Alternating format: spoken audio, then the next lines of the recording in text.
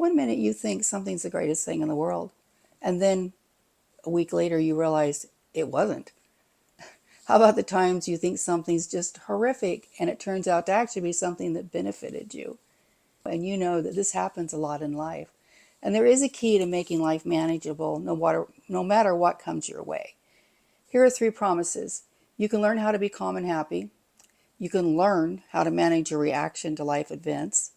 You can choose your emotions. I mean, think about that. How many life-changing events has your reaction been, oh my gosh, this is terrible? Everything that goes with that physically. Or, oh my gosh, that's amazing.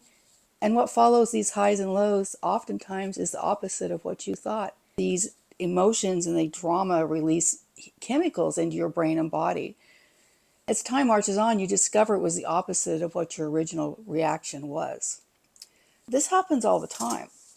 Navy SEALs are trained to develop a non-reactive mindset.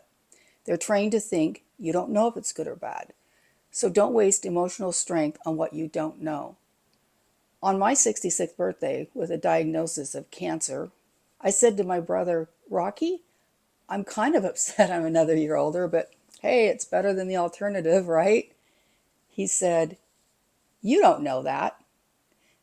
He's a very pragmatic person, and he really hit me. We both believe in heaven. I was like, you know what?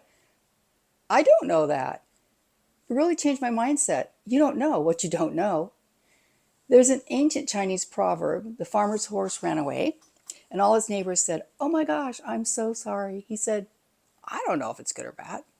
Then the horse comes back with 6 more wild horses, and his neighbors said, you're so lucky. He said, I don't know if it's good or bad.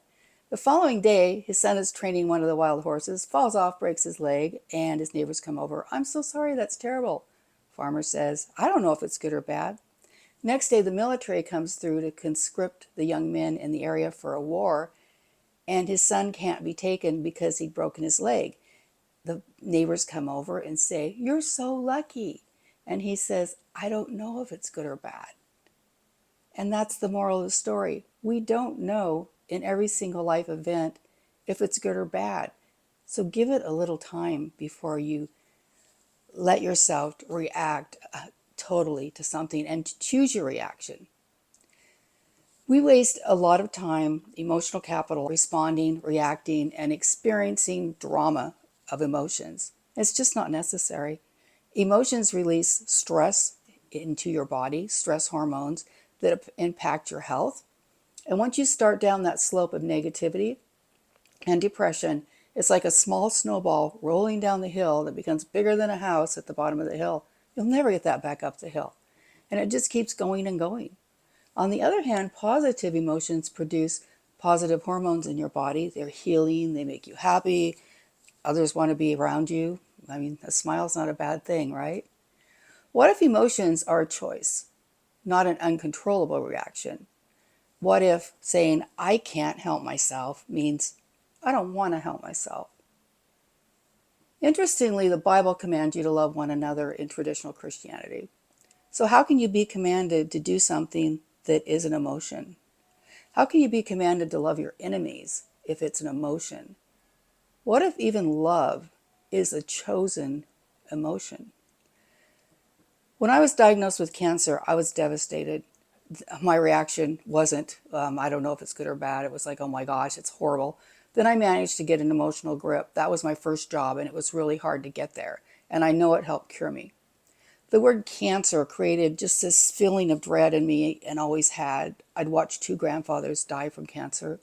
I thought it was the worst thing in the world. Looking back, I didn't know if it was good or bad. I learned so many things. I could probably write a book about the benefits of having had cancer and what I learned and how much better I like myself now having gone through that than before. Would I choose it again? Oh, only if I had advanced knowledge. If I knew the outcome. Oh, I could, but if I didn't, it would be very difficult to choose. But if I knew the outcome, I would. So cancer changed me in ways that helped me live a much better life. And when you're faced with your next problem, what's your reaction going to be? If you must use a walker, are you angry that you lost mobility? Or are you going to say, I'm happy they make walkers. Think about the old days when these were totally unavailable. If you lose an eye, yes, that's terrible. But will you be thankful it was just one eye, or thankful you can still read and see? It's hard sometimes, but we must focus on what you have, not on what you do not have. Focus on what you can do, not what you can't do. Focus on other people, not yourself. A thankful attitude will help you reach a level of happiness you didn't realize was possible. There's a time for grieving, and there's a time to be angry. But even these should be chosen reactions that you manage and you allow for your own good until it's time to move on. When I had cancer, I would give myself time in the evening when I was alone. I'd grab a tissue and I'd sit and cry, and I would pray and cry. And I'd allow negative emotions to purge me. I chose my time, an allotted time, and you can do the same thing. Always choose your reaction. Don't be controlled by your immediate response. I promise you, if you control your mindset, you will control your life. Please like, subscribe, and even better, make a comment. Let's get to know each other.